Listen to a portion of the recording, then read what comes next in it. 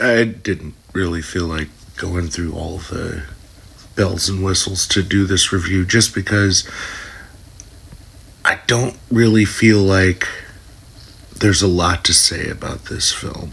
Greetings, fellow insomniacs. It's your friend in fright, good old Chunky Larry, and as many of you may know, I am watching every single horror movie released in 2024, and if you're interested in finding out more, by all means like this video, but this time around I ended up watching Life of Belle. This is a Tubi original. It is a found footage film released by Terror Films, and it's a hard watch. A young girl who wants to become a YouTube celebrity begins documenting her life, and what she ends up documenting is something much, much worse. This movie is written and directed by Sean Robinson, and Serene Robinson, Zachary Robinson are the young kids. Their parents play their parents. It is all the more upsetting knowing where this film inevitably goes, and just like a lot of you guys on here, your your discomfort level is usually with animals. For me, it's children. I'm a parent. I have 3 beautiful fucking children, and this kind of shit just irks me.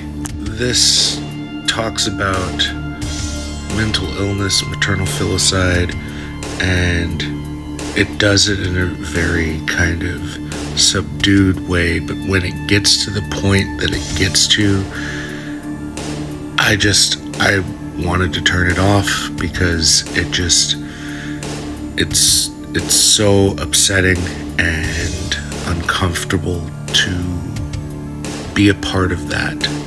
The movie has a very slow pace, and that's done by design for you to engage with Belle and her brother and really see that they're trying to make the best of a really uncomfortable situation, and just the more it progresses, the worse it gets, and you're just like a helpless bystander watching this sequence of events play out. At the tail end, they try to add something in that I just didn't feel was necessary for where the story had been going the entire time, but I guess that was a choice. I didn't agree with that choice because it didn't really change anything from what you saw prior to it. Coming in with a Reaper for this one, I'm going to give this 1.5 out of 5. I did not like going on this journey. I feel like Serene played Bella very well for her age, but the context and the content was something that I just personally did not enjoy sitting through or being a party to. And I understand that these things are important and that, there's an audience for them. I'm just not in that audience. But that's going to do it for me. Make sure to give me a like and a follow and say some nice things in the comments. That stuff helps me.